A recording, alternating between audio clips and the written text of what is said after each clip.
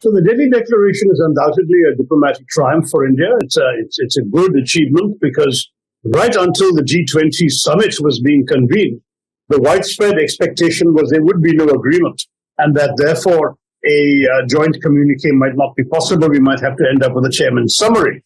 The reason for that in particular, the main reason was the big gulf between those who wanted a condemnation of the Russian war in Ukraine and those like Russia and China who wanted no mention whatsoever of that subject. India was able to find a formula to bridge that gap, and that is a significant diplomatic achievement because when there is a summit without a joint communique, it is always seen as a setback for the chairman. Here, the chairman has pulled off a diplomatic triumph. That is the positive thing.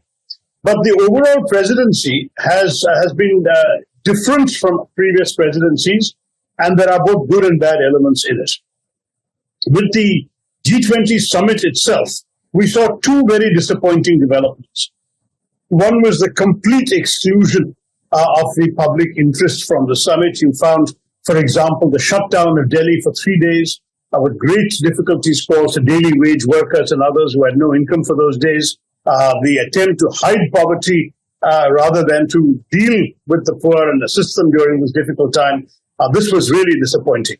The second negative in terms of the summit itself was the complete failure to accommodate the opposition.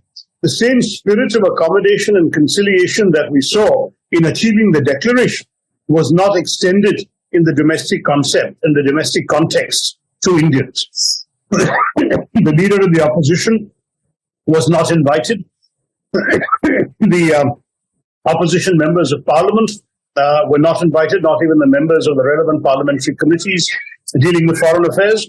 Nobody was invited to any of the events, the receptions, or the dinner. And the result is that a democracy, a country that called itself the mother of democracy, was showcasing an event from which the democratic opposition was excluded. I thought that was very unfortunate. So that's on the summit itself. On the presidency as a whole, one of the things that was remarkable, I would say, about the government's conduct of the presidency was that they did something that no previous G20 presidency has done. They actually made it a huge nationwide event, 200 meetings in 58 cities, a huge amount of action and the conversion of the G20 into a sort of people's G20 with public events,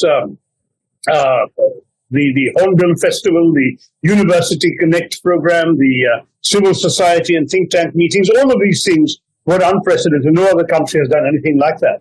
And that is in some ways both a credit to India for taking the message of the G20 to the entire people, but it's also an attempt by the ruling party to instrumentalize the G20 as something that would turn out to be an asset for them politically. Now, they have every right to do that. They're the ruling party. But no other country has done this before. India has hosted many summits.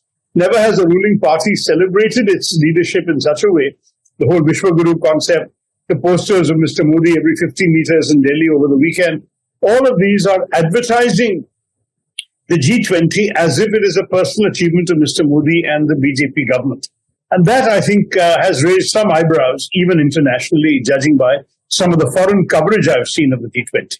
So success when it comes to the outcome, less impressive when it comes to the democratic practices that were not followed, and somewhat sort of curious that one of the main purposes of the G20 appears to have been to anoint the ruling party and the prime minister for the forthcoming general elections.